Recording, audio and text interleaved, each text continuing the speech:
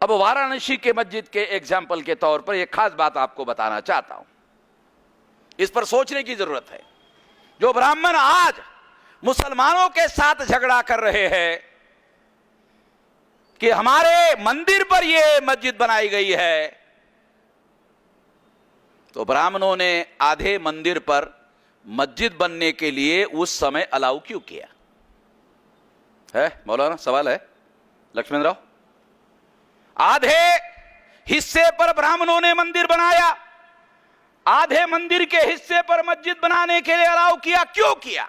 तुम्हारे पुरखों ने क्यों किया? अगर तुम्हारे पुरखों ने गलती किया है तो कोई कारण होगा जिसके आधार पर तुम लोगों ने इस बात को माना। मगर मेरा यह मानना है, मेरे पास बाबरी मस्जिद के संबंध में आर्कियोलॉजिकल डिपार्टमेंट का सर्वे रिपोर्ट है, डॉक्यूमेंट्री है। आर्कियोलॉजिकल सर्वे रिपोर्ट बहुत कम लोगों को समझ में आता है क्या है। आर्कियोलॉजिकल सर्वे ऑफ डिपार्टमेंट कहता है कि बाबरी मस्जिद के नीचे जो सबूत मिले हैं वो बुद्धिस्ट है।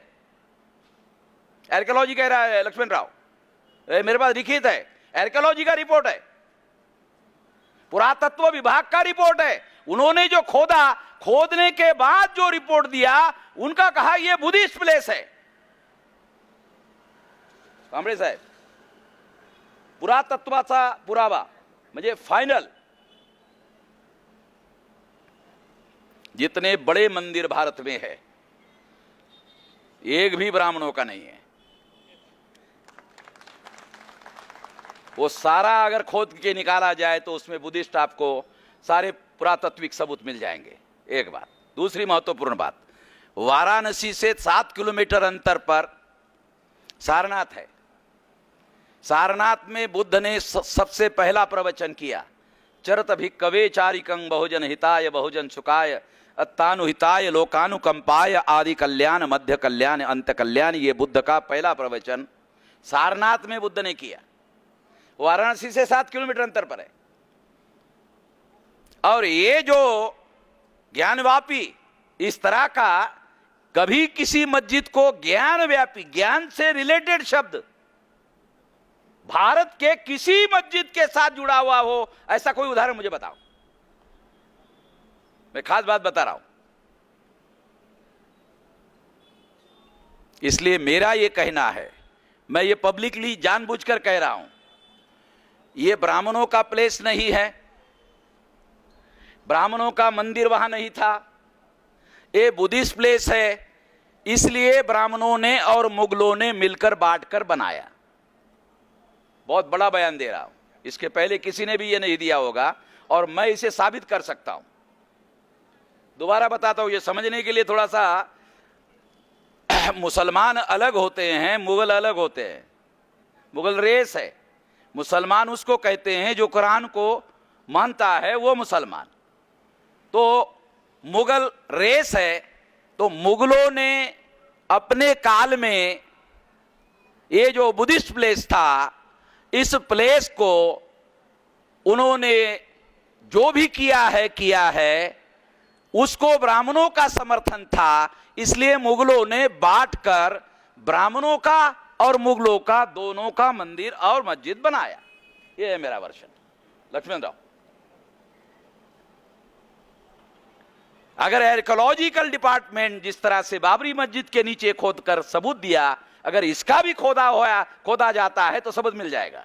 दूसरा, जो टीवी पर शिवलिंग करके बताया जाता है,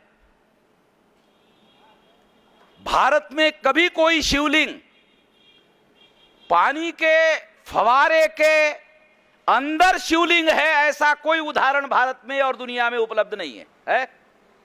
तीसरी बात, जो ऊपर का हिस्सा होता है वहां से पानी ऊपर आता है फवारे में, तो वो फवारा बंद करने के लिए लकड़ी का बूच मारा गया है। तो लिंग में कभी बूच मारा जाता है क्या? ये लिंग में बूच मारा गया है। और आप देखो, नहीं रियल देखो, वो लकड़ी के टुकड़े 4 टुकड़े है, उसमें बूच मारा गया है। बूच ये हमारा मराठी शब्द है, ये बूच मारा हुआ है। कांबळे साहेब, ते बघा, ते दिसतंय ते, हा तेच आपल्या भारतीय भाषामध्ये बूच म्हणतात ना, अरे बूच मारलंय, दिसतंय ते। ऐसा कोई एग्जाम्पल नहीं है। तो मैं इसलिए आप लोगों को बता रहा हूं कि ये जो मुद्दे वो हाईलाइट कर रहे हैं, ये हाईलाइट करने वाले जो मुद्दे हैं उसके पीछे एक बड़ा कारण है। वो बड़ा कारण भी मैं आप लोगों को बताना चाहता हूं। 25 तारीख को भारत बंद है और भारत बंद का मुख्य मुद्दा ओबीसी की जाति आधारित गिनती है। पहले नंबर का मुद्दा है ओबीसी की जाति आधारित गिनती। इस पर से ओबीसी के लोगों का और एससी एसटी ओबीसी के लोगों का ध्यान दूसरी तरफ डाइवर्ट करने के लिए यह मामला खड़ा किया गया है, ताकि भारत बंद के तरफ लोगों का ध्यान ना जाए।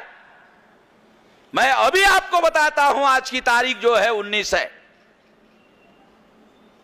तो आज के तारीख में 19 से 20 है। 20 तारीख को आपको बता रहा हूं, 5 दिन के बाद भारत बंद है। 25 तारीख को, 25 तारीख के बाद भारत बंद का तारीख समाप्त होने के बाद ये सारे मस्जिद से संबंधित मामले जो है ठंडे पड़ जाएंगे, क्योंकि भारत बंद की तारीख खत्म हो जाएगी। आप देख लेना, आज पहले से बोल रहा हूं,